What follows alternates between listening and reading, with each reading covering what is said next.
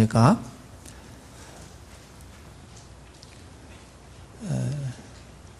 어떤 분들은 그 마지막 때가 됐다 이래서 극단적인 그런 종말론자들이 있었습니다. 그들은 뭐 예수님의 재림이 임박했기 때문에 뭐 직장도 그렇게 의미가 없고 또 미래에 대한 계획도 필요가 없고 오늘 예수님을 만날 준비를 해야 된다. 그래서 정상적인 생활을 포기하는 그런 자들이 있었습니다.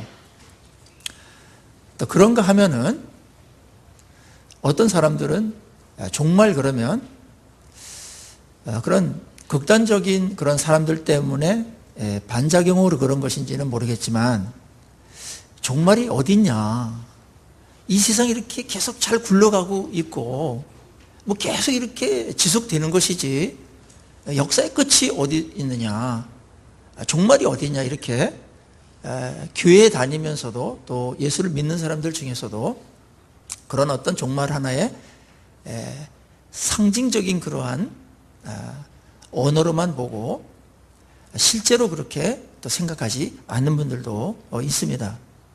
오늘 그런데 본문은 예수님께서 굉장히 중요한 얘기를 지금 하는데 종말을 향해서 이야기하는 겁니다. 이제 케네디 대통령이 취임했을 때 맨 먼저 그 백악관에 손님으로 초청된 분이 바로 빌리 그레암 목사님이셨습니다.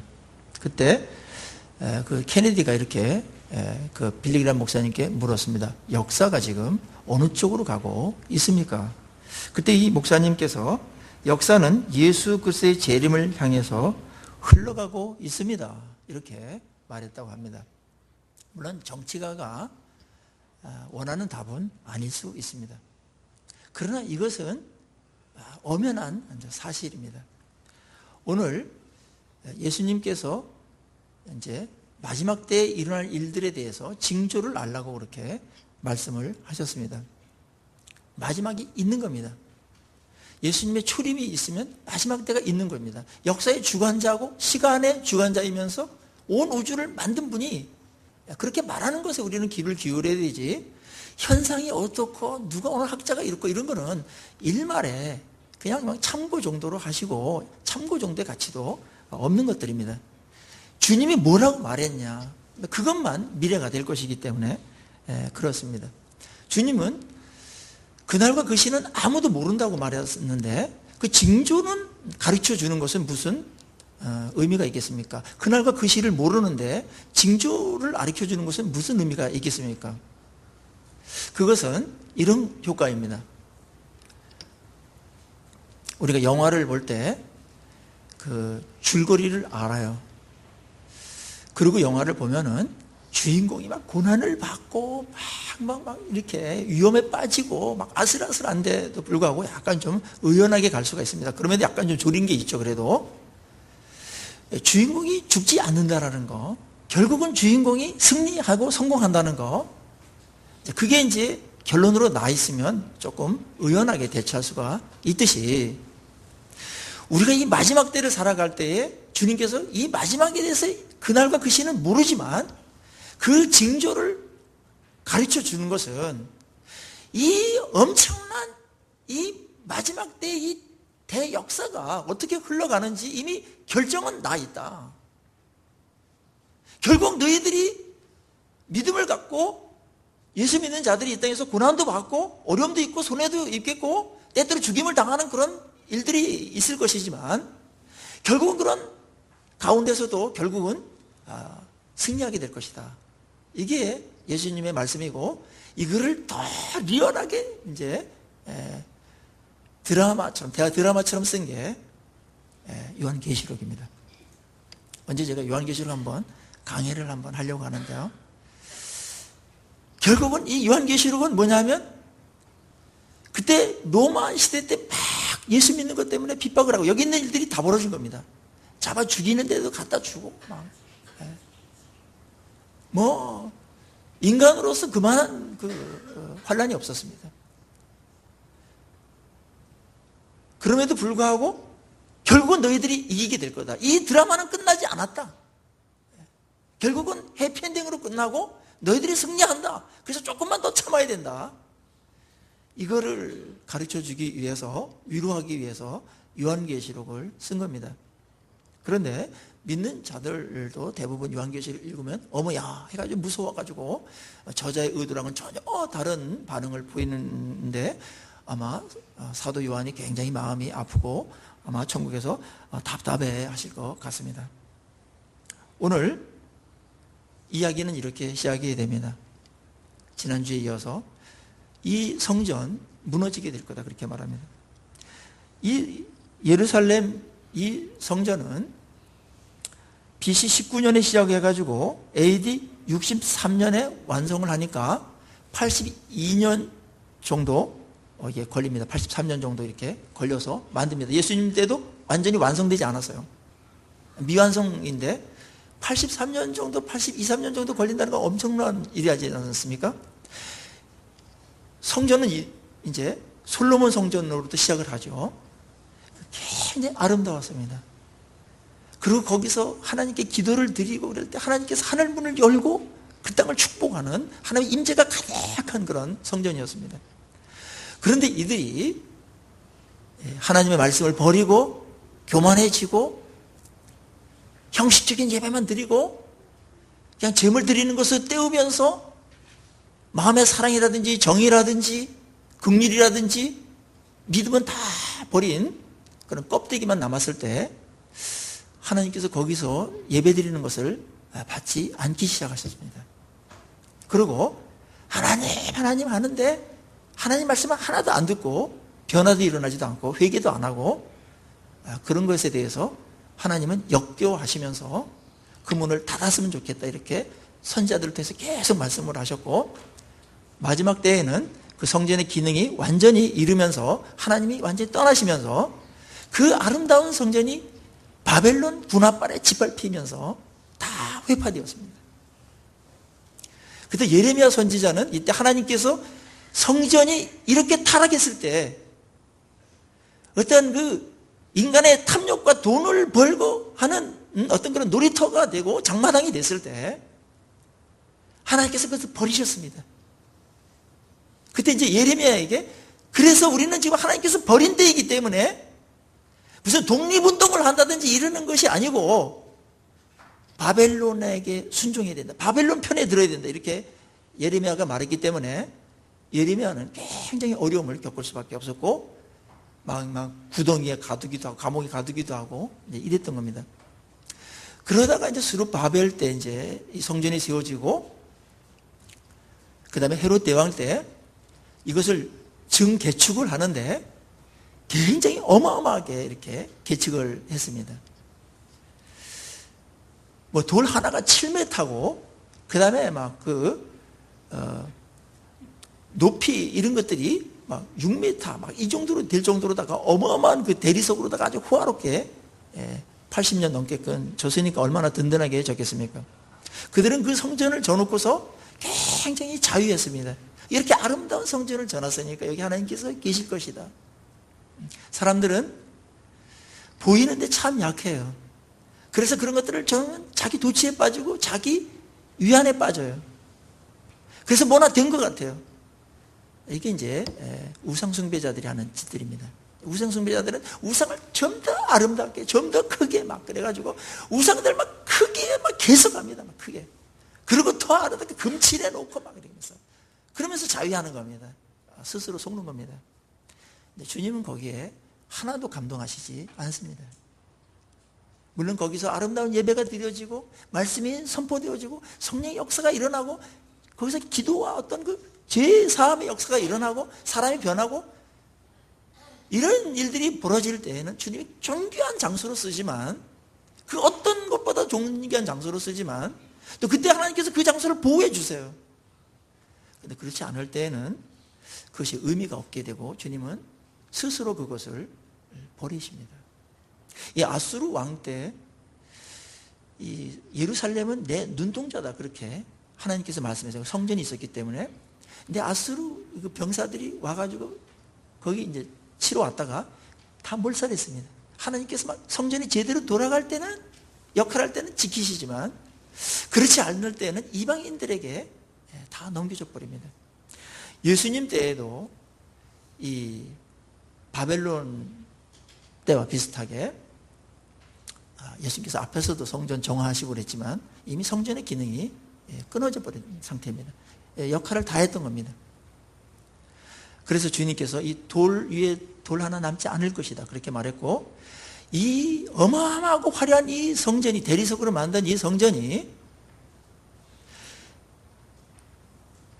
예수님께서 이 말씀을 하신 다음에 증축이 계속됐는데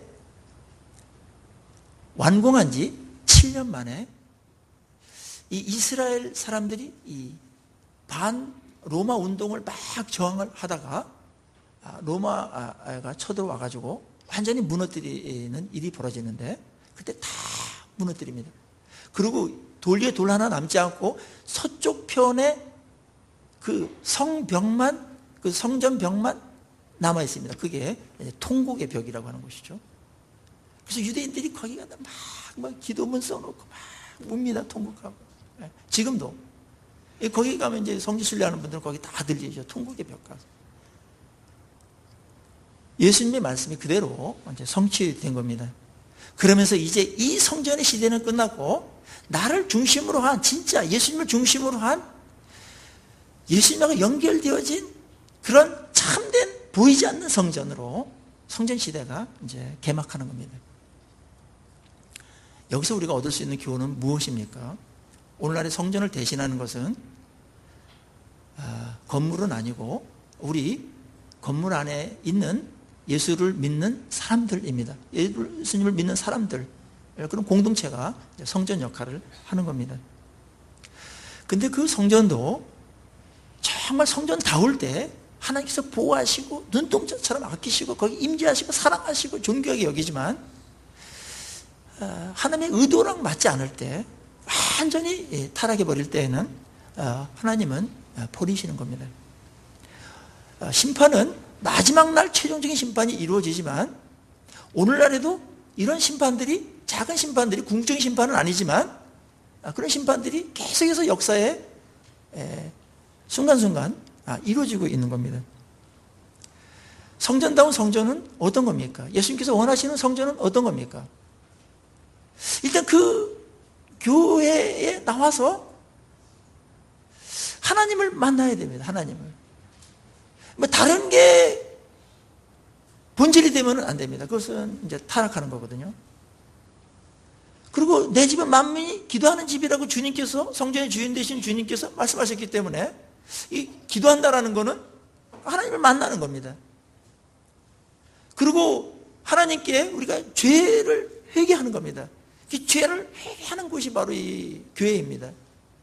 옛날에 성전에서는 대부분 뭡니까? 죄 회개하는 것으로 그 성전의 역할들이 주어지지 않았습니까? 오늘날 교회는 와가지고 죄를 사함받고 회개하고 용서받아서 하나님하고 더 아름다운 관계가 되어지고, 그리고 거기서 끝나지 않고 이제 하나님 말씀을 붙들고 하나님 말씀이 선포되어지고 있는 그대로 선포되어지고, 그럴 때 이제 성경에 성령에 의해 가지고 성전의 기능이 살아나는 겁니다. 아름답게 되는 겁니다. 그럴 때 성령께서 임재하는 겁니다. 거기에 임재하는 겁니다. 예배 가운데 임재하는 겁니다. 말씀이 말씀대로 선포되어지고 거기에 우리가 정직하게 반응할 때 성령께서 우리 모임 가운데 임하시는 줄로 믿습니다. 이거 굉장히 중요한 겁니다. 이것에 의해서 교회의 의미와 뭐 영광과 이런 모든 것들이 결정되어지고, 교회가 그렇게 되어질 때 그 나라도 그 교회와 그 성전을 위해서 보호를 받게 되는 겁니다. 자, 이스라엘 이 일반적인 역사와 이 교회의 역사가 어떤 상관관계가 있는지 잘 보세요. 역사 주인께서 어떻게 이끌고 가는지. 이게 아주 밀접하게 되어 있어요. 그냥 안보만 해갖고는 절대로 안 됩니다. 이 교회가 건강해지지 않으면 안 돼요. 이스라엘 백성들이 막 다윗 때 엄청난 그 지역의 패권 국가였습니다. 그런데 타락하면서 성전을 부숴야 되니까 스스로는 부수지 않죠. 그래서 어떻게 부숩니까? 외국 군대가 쳐들어와가지고 부수도록 하는 겁니다. 이 국가 안보가 다 무너지는 겁니다. 식민지가 되거나 노예가 돼버리는 겁니다. 이스라엘도 똑같습니다. 이 예수님 때도 똑같은 겁니다. 그 성전을 무너뜨려야 되는데 하나님께서 어떤 식으로 무너뜨리겠어요? 스스로 안 무너뜨리니까 좀 없애버려야 되는데 외국 군대 데려와가지고 무너뜨리는 수밖에 없는 겁니다. 이게 이제 국가의 가장 위기가 생기는 것이고, 그래서 교회가 타락하는 것, 교회가 변질되는 것, 이것만큼 국가에 위험한 것이 없는 겁니다. 그래서 우리가 작은 교회지만 아주 좋은 교회를 만들어야 되고 성전다운 그런 성전으로 만들어 가야 되고, 말씀이 선포되어지고 성령께서 임재하시고 거기에 막 죄에 대한 회개가 정말 이 속 깊은 데서 일어나고, 그리고 이제 복음이 전파되어지고 하나님의 임재가 가득한 그런 이제 교회를 세우는 것만큼 중요한 일이 없는 겁니다. 한국 교회도 그런 면에서 보면은 좋은 교회들도 많이 있지만 옛날보다 훨씬 더 타락하고 세속화되어지고 교회의 원래 기능과 본질로부터 떠난다는 그런 지적들이 뭐 공론화되고 있는 것은 그만큼 우리가 위험한 시기에 살고 있는 겁니다. 이 성전이 허물어진다라고 생각했을 때 이 제자들이 굉장히 충격을 받았습니다. 어떻게 이게 허물어질 수 있나? 그리고 성전이 허물어진다라는 것은 이들이 구약의 대부분 뭐 다 아는 사람들이니까 그러면 엄청난 일이 벌어지는 거 아닌가? 이게 성전을 하나님께서 버렸다는 것은 그 민족을 버리는 거니까 엄청난 이 일이 벌어질 텐데, 그래서 이제 질문을 예수님께 조용히 질문했습니다. 그때가 언제입니까?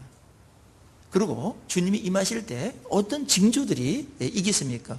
이 질문 두 가지 굉장히 중요합니다. 그때가 언제인가? 그리고 그 징조는 어떤 것들인가?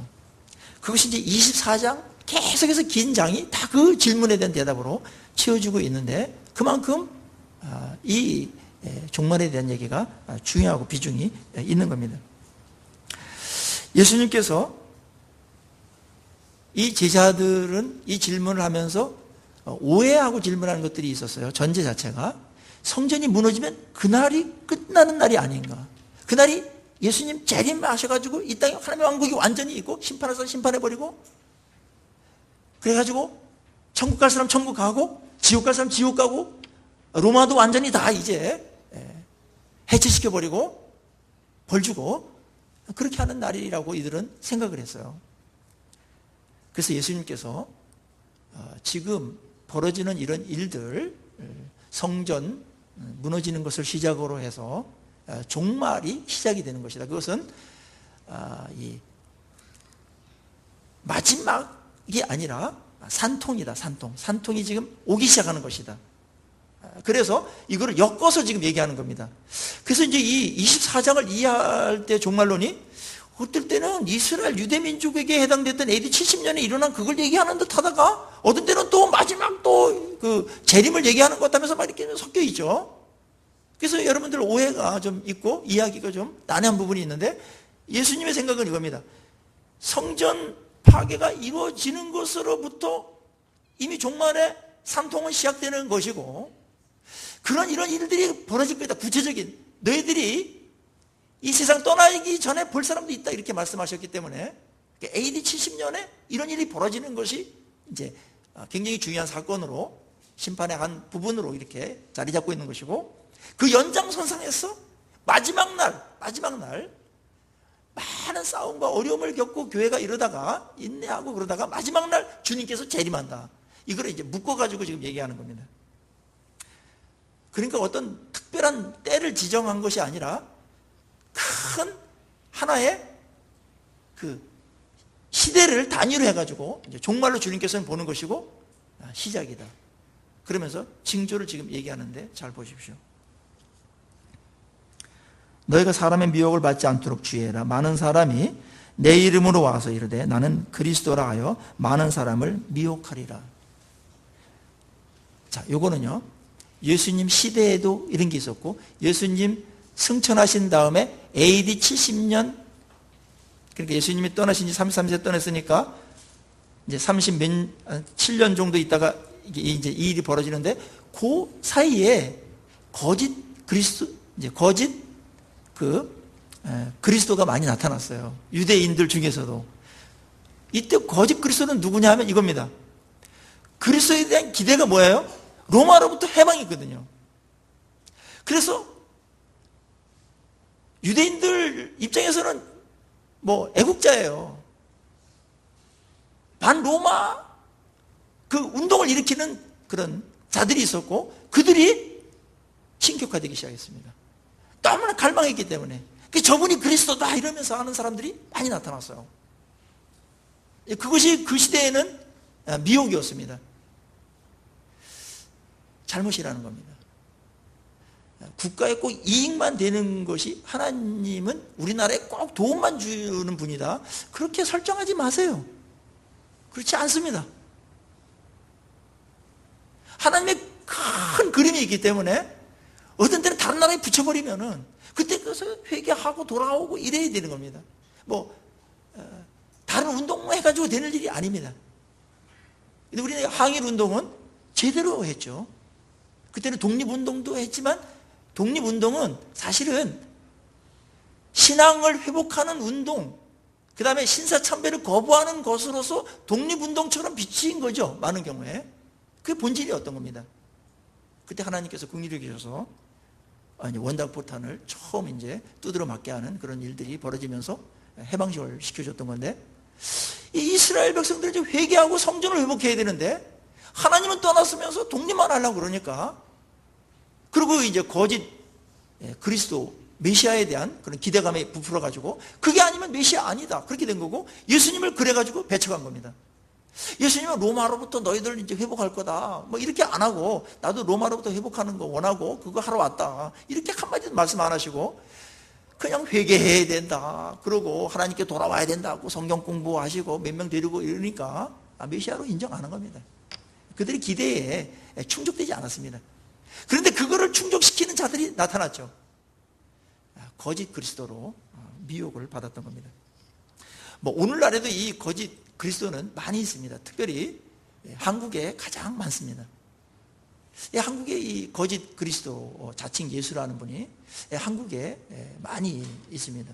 세계에서 1위입니다. 거짓 그리스도를 보유한 나라 1위 남한입니다. 남한. 근데 그들은 한 번도 같이 모이질 않아요. 이런 자들 쫓아다니지 말라는 겁니다. 안상홍이라든지 박태선이라든지 문선명이라든지 이런 집단들이 다 그 아류들입니다. 그리스도라는 거죠. 본인이 재림 예수라고 그러고 하고 다 사기입니다. 일반의 가치가 없습니다. 미혹받지 말아라. 난리와 난리가 소문을 있겠고 너희는 삼가 두려워하지 말라. 난리와 난리 막 있지만은 전쟁 소문이 있을 것이다. 전쟁 소문 없는 해가 없었습니다. 계속 내전도 있고 전쟁 소문 앞으로도 계속 있을 겁니다. 그렇지만은 아직 끝은 아니다. 그런 것들이 있어야 할 것이지만은 인간의 타락으로 인해서 또 하나님께 돌아오게 하기 위해서 인간에게 그런 어려움들을 허용하는 그런 일들도 있고, 인간이 타락해가지고 스스로 이런 것들도 있겠지만 탐욕 때문에 끝은 아니다. 그래서 너무나 이렇게 조바심을 내거나 두려워할 필요 없다. 실제로 보니까 민족이 민족을, 나라가 나라를 대적해서 일어나겠고 곳곳에 기근과 지진이 일어날 거다 그렇게 말했습니다. 민족주의로 갈 겁니다. 앞으로. 그래서 민족주의적인 이 분위기로 인해 가지고 구소련이 해체돼 버린 겁니다. 중국도 어떤 의미에서는 이 다민족들을 이렇게 이제 소수민족들을 포용하고 있는데, 중국이 지금 가장 예민한 부분은 소수민족의 독립운동입니다. 이게 가장 골치 아픈 겁니다. 하나를 허용해 버리면 나머지도 다 안다고 그러니까 이거만큼은 이제 막는 거죠. 유혈 진압으로 해버립니다. 근데 그것이 얼만큼 오래 갈지는 아무도 모르고, 오늘 여기서는 민족주의로 간다. 지금 아프리카 내전이라든지 다 민족주의고, IS라든지 최근에 이런 거 다 민족주의입니다. 주님께서 다 예언했던 것이고 곳곳에 기근이 있다. 옛날에도 굶어 죽는 분들이 많았지만은 요즘이 더 많습니다. 한국은 남한은 잘 모르는데 북한 보면은 벌써 300만이 굶어 죽었대. 300만이. 대구시만한 도시가 굶어 죽었어 다. 지금도 굶어 죽는 사람들이 너무나 많고 아프리카도 많고 기근이 많은 겁니다. 그리고 지진이 있을 것이다. 이게 지진에 대한 통계를 보니까 18세기에 지진이 640회 일어났어요. 지구에. 19세기에는 2109회, 20세기에는 무려 2만 번. 20세기에는 2만 번의 지진이 일어났다. 지진이 점점 더 그 빈도수나 강도가 세져져 가고 있다는 겁니다. 이게 이제 산통이 점점 더 이제 급해지는 겁니다. 이제 해산할 그런 날이 임박한 걸 알라는 겁니다. 우리나라도 지진 안전지대라고 그랬는데 이제 뭐 내진 설계 다 해야 되고 이런 일들이 이제 벌어지고 있는 겁니다. 그래서 이제 원자력 발전소가 이게 지진이 일어나면 어떻게 될까 이런 공포들도 있고 이제 그런 거고 이제 가까운 일본에는 뭐 지진이 뭐 심해가지고 거의 뭐 연례 행사로 다 치릅니다. 연례 행사로 다. 뭐 강도 7 막 이 정도 이제 놀라지도 않아요.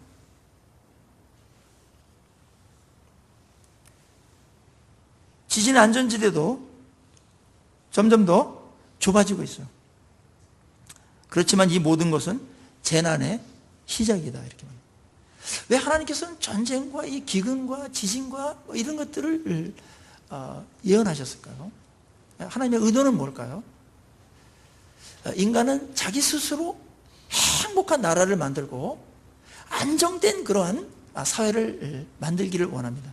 그런데 예수 그리스도 없이 그렇게 되는 것은 더 큰 재앙입니다. 왜냐하면 마지막 지옥 심판이 있는데 그거를 해결하지 못하고 지금 편하기 때문에 안주하고 주님께 돌아올 생각도 안 하고 자극도 안 받고 하나님이 필요 없는 존재로 사는 것이 더 큰 재앙이기 때문에 주님께서는 이 지구를 몇 번씩 흔드는 겁니다.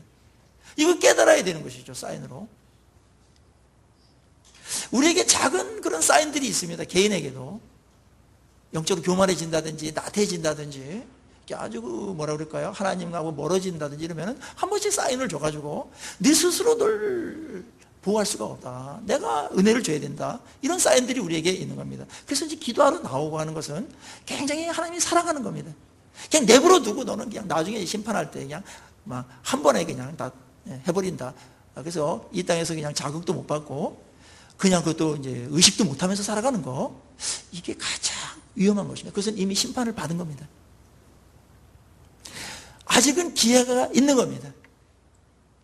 역사가 지금 어디로 가고 있는지 이 많은 통계 자료들이 예수님께서 성전 허물어진다 했을 때 예수님 37년 전에 말한 것이고 바로 이루어졌고 그렇게 예수님의 예언이 실현된 것처럼 마지막 날도 예수님의 말씀이 그대로 이루어진다.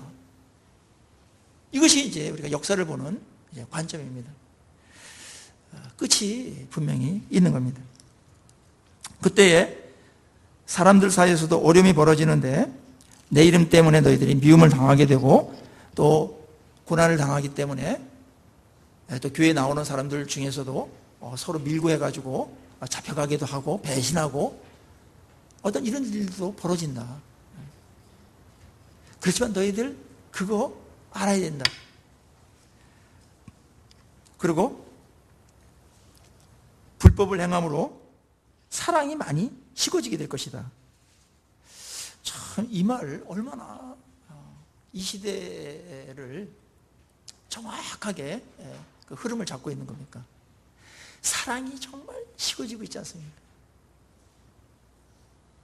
물질의 풍요, 그 다음에 인간의 어떤 자유는 굉장히 많아졌는데 그러면 넉넉해서 뭔가 사랑을 더 할 것 같은데 반대로 사랑은 점점 더 싫어가고 아주 이기적인 그런 세상으로 변해가고 있는 겁니다. 예수님 예언이에요. 사랑이 마지막 때는 식어진다. 그 사랑이 부모와 자식 간의 그 운명적인 하늘이 내려준 그 사랑도 식어질 것이다. 그래서 자녀를 버리고 가는 그런 사람들도 많아지고 자녀 학대하고 이런 부모들도 많아지고 있는 겁니다. 다 미쳐가는 겁니다. 이런 것들이 다 이제 마지막을 다 이제 준비하면서 가는 겁니다. 우리의 남은 미래는 예수님의 그런 말을 본다면 그렇게 희망적이지 않습니다. 물론 물질적으로는 더 부유해질 가능성이 높습니다. 그렇지만 이 인간관계라든지 이런 이제 사랑이 식어지면 살기는 더 어려워지는 겁니다. 그리고 유혹도 더 이제 많아진다. 영적인 싸움도 굉장히 혼란해질 것이다. 이제 이상한 교회들도 많이 생길 거다. 그런 얘기가 오늘 예수님의 그 징조에 다 들어가 있는 것이고 우리는 그거를 지금 보고 있는 겁니다. 그런데 그러나가 중요하죠. 13절에 그러나 끝까지 견디는 자는 구원을 얻으리라 이랬습니다. 끝까지 견디는 자는 구원을 얻으리라. 자, 마지막 그러면 어떻게 준비해야 되는가 이거죠. 견디는 겁니다. 자, 견디기 위해서 어떻게 해야 됩니까, 여러분? 견디기 위해서 어떻게 견딥니까? 오늘 본문의 근거에서 우리가 준비해야 될 게 있어요. 마지막 때를 살아가면서 아직은 끝은 아니에요. 그렇지만 지금부터 준비해야 됩니다. 왜냐하면 예수님이 재림하셔서 끝을 볼 사람들도 있을 수 있지만 어차피 우리는 여기 앉아 계신 분들 예언하건대 80년 정도 지나면 다 만나야 됩니다. 다 예외 없이 하나님 앞에 서야 됩니다. 우리 80년 뒤에 2월 1일 날 우리 여기 만나서 그때 우리 아름다웠던 그런 사람들 다 홈커밍 데이 합시다. 그러면 한 명도 안 나올 겁니다. 한 명도.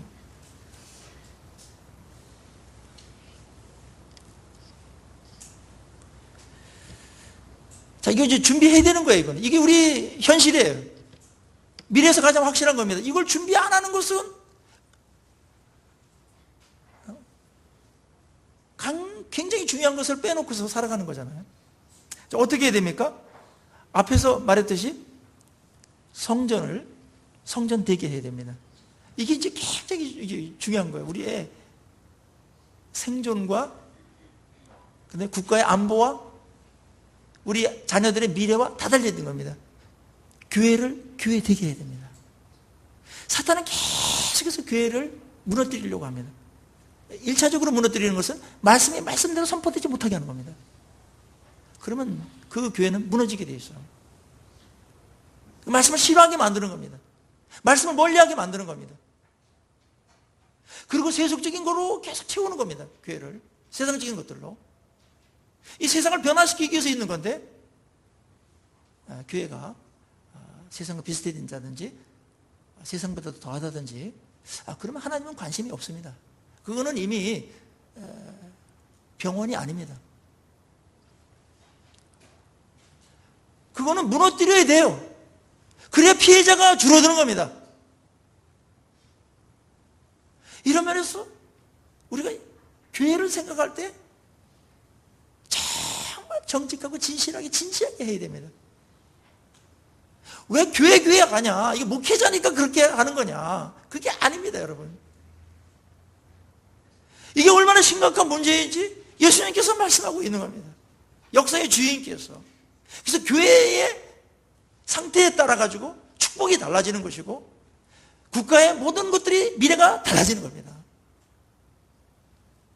교회가 부흥될 때는 정말 말씀이 살아있고 살아있는 예배를 드리고 그 다음에 기도 소리가 끊이지 않고 사람이 말씀에서 변화되어지고 겸손의 영이 임하고 복음을 전하고 막 이런 일이 벌어질 때는 가정도 행복하고 사회도 아름답게 되어지고 그랬는데 교회가 아주 형식주의에 빠지고 그러면은 이게 서서히 생명을 잃어가게 되면서 버림을 받게 되는 겁니다.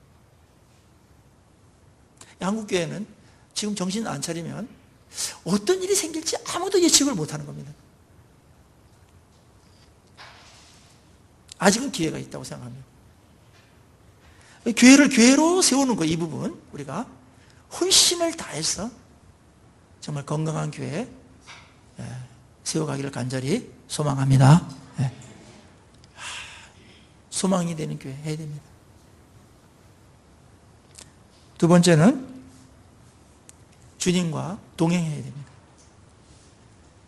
주님과 동행하는 것이 거짓 선지자들의 미혹에 빠지지 않는 길이고 혼란한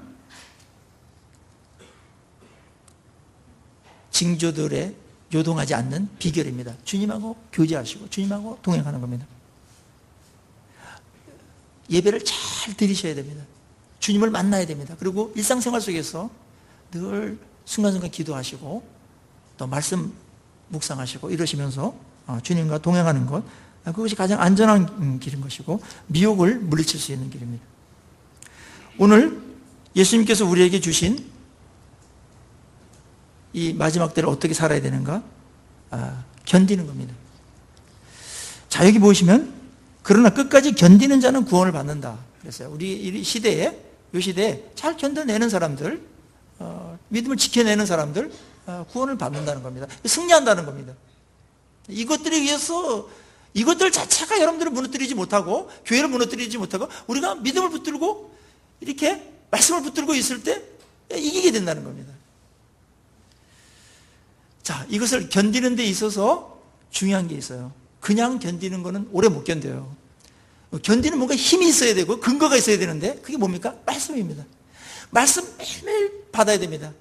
그래야 하루를 견디면 일주일 견디는 거고 일주일 견디면 한 달 견디고 한 달 견디다 보면은 1년 견디고 1년 견디다 보면 10년 견디고 10년 견디면 그날까지 다 견디는 겁니다.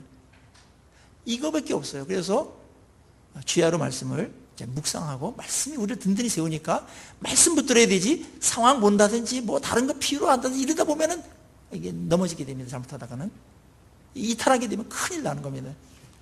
그래서 말씀을 늘 묵상하고 그래야 됩니다. 특별히 좋은 공동체 속에 속해 있는 것은 견디는 데 굉장한 유익을 줍니다.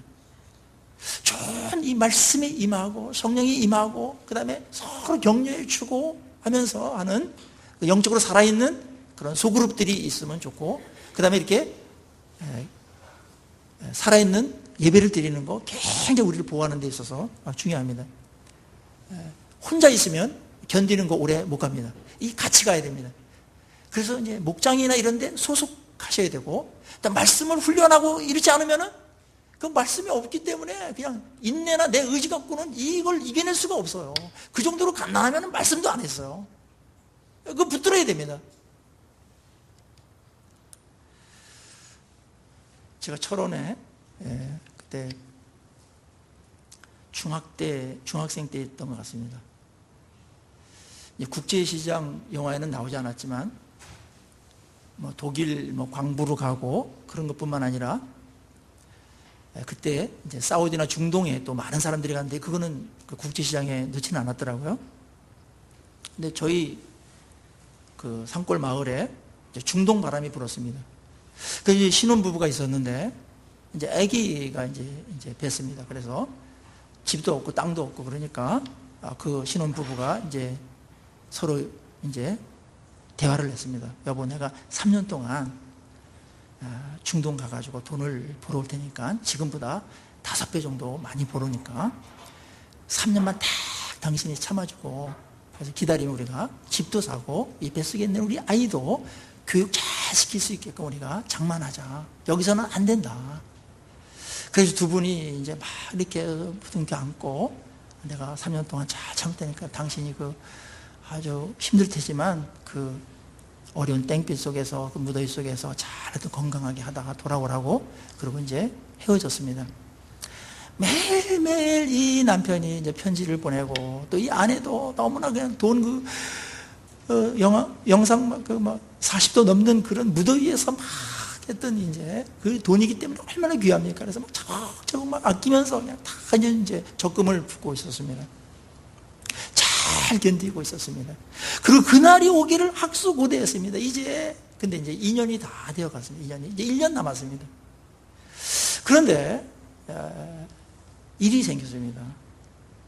이 부인이 이제 친구들, 동창들하고 이제 뭐 개추 같은 거 하다가 카바레 한번 놀러 가자 이랬습니다. 놀러 갔는데 거기서 이제 제비를 만난 겁니다.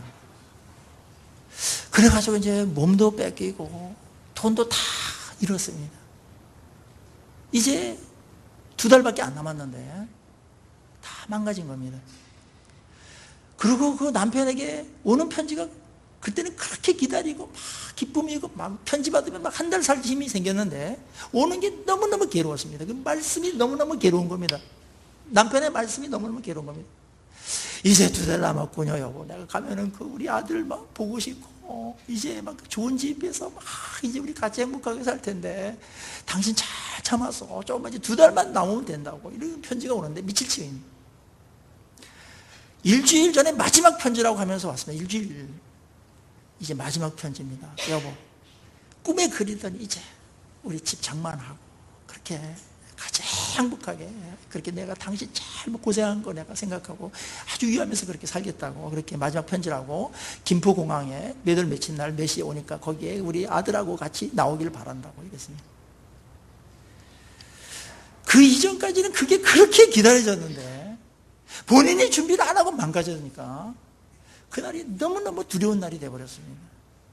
그 부인은 그날 어떻게 했겠습니까? 김포공항에 가지 못했습니다. 그리고 농약을 마시고 자살을 했습니다. 저는 그것을 보면서 그날은 최고의 날입니다.